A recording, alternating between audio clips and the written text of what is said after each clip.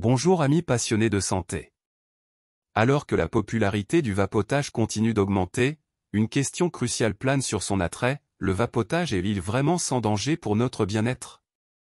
Ce débat a suscité des opinions contrastées, les partisans considérant le vapotage comme une méthode prometteuse pour arrêter de fumer, tandis que les sceptiques soutiennent qu'il pourrait être tout aussi périlleux que l'usage conventionnel de la cigarette.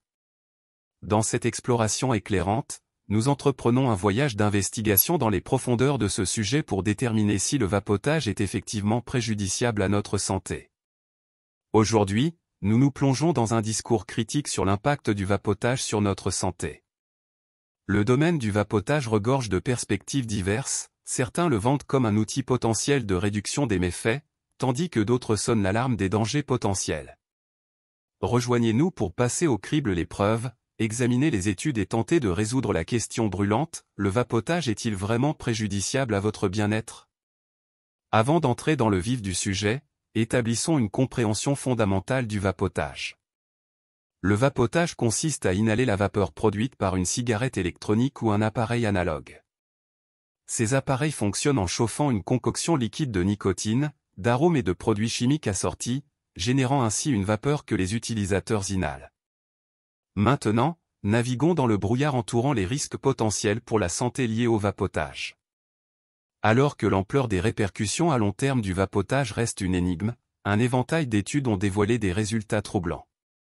Des données émergentes suggèrent que le vapotage pourrait ne pas être l'effort inoffensif que certains croient qu'il est. Les rapports indiquent des lésions pulmonaires possibles, une inflammation et une vulnérabilité accrue aux infections respiratoires. Une préoccupation primordiale persiste comme une ombre sur le vapotage: le spectre de la dépendance à la nicotine. Dans le nuage de liquide de vapotage, la nicotine se cache, une force addictive avec laquelle il faut compter. Devenir la proie de la dépendance à la nicotine inaugure une cascade d'adversités, y compris un risque accru de maladies cardiaques, d'accidents vasculaires cérébrales et même de cancer. Entrez dans le phénomène alarmant du vapotage chez les adolescents. Une tendance inquiétante, documentée par le CDC, révèle que le vapotage s'est métamorphosé en une épidémie adolescente. Les idées fausses sur sa sécurité hantent l'esprit de nombreux adolescents impressionnables, les aveuglant souvent sur les risques pour la santé qui se cachent. Maintenant, confrontons-nous à une juxtaposition pertinente: vapoter contre fumer.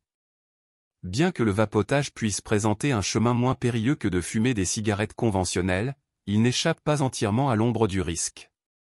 Les cigarettes électroniques et les appareils de vapotage contiennent de la nicotine, un composé addictif, ainsi qu'un assemblage d'autres produits chimiques potentiellement nocifs.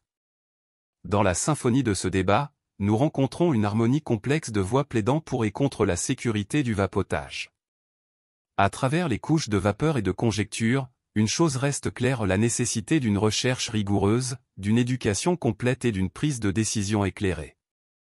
Alors que nous sommes aux prises avec la question de l'impact du vapotage sur la santé, nous devons reconnaître que la brume entourant ce problème ne peut être levée que par la poursuite incessante de la connaissance et de la compréhension.